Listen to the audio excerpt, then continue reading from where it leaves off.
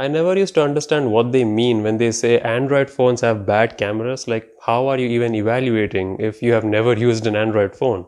But then I realized that they are actually looking at the photos that users post, Android users post on Instagram and Snapchat, and then they are saying that the phone's camera quality is bad. But that's not the case at all. It's actually the software which is not doing a good job of capturing the camera's full clarity. Like if you're in the Android community, you already know about Gcam, right? Google's camera mod that works on other phones as well. You know that the advantages it brings is huge compared to most built-in cameras. You can kind of see that in my phone as well. Like the Note 9 that I'm using has a pretty good camera, but if I take a side-by-side pictures using, Instagram, my built-in camera, WhatsApp camera, and of course the Google camera, you can see that the Google camera has slightly better image with respect to dynamic range and contrast as opposed to WhatsApp, which has a very blurry, grainy looking image. I did that same thing at the same time. I didn't use any other editing software. I mean, this is a live screen recording, obviously. So, I mean, you can see just by changing the software how much of a difference it makes for the image quality.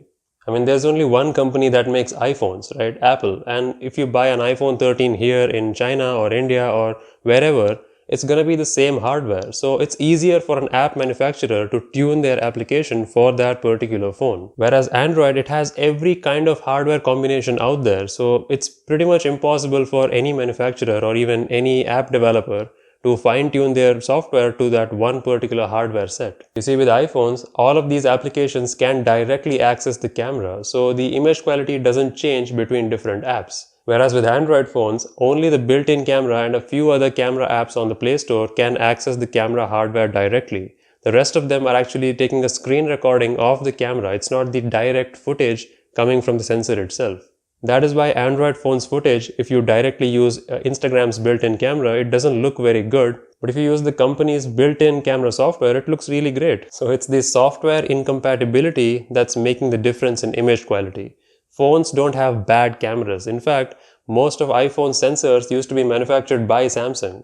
So if you say Samsung cameras are bad compared to iPhones, you don't make any sense. It's just that the iPhone's hardware and software are made by the same company, so it's easier for them to control these things. On the Android side, you get a lot more choice and flexibility when it comes to choosing your phone, but these are some of the downsides we deal with. Like if the app manufacturer or the app developer doesn't optimize for that particular operating system, then we won't have the best experience, and that's exactly what's happening with Snapchat and Instagram. So yeah, stop saying Android cameras are bad. Just say that the Instagram app is a buggy piece of shit. Because it is. I can't believe this app is still so buggy even today.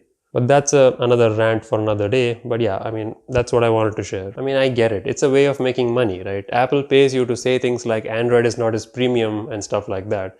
But they do pay you though, right? I mean, Apple is obviously paying you to say these vicious things to people from other camps who are just buying products just like you are with your own money. I mean, otherwise it would be pretty crazy, and you're not crazy, are you? You're pretty smart.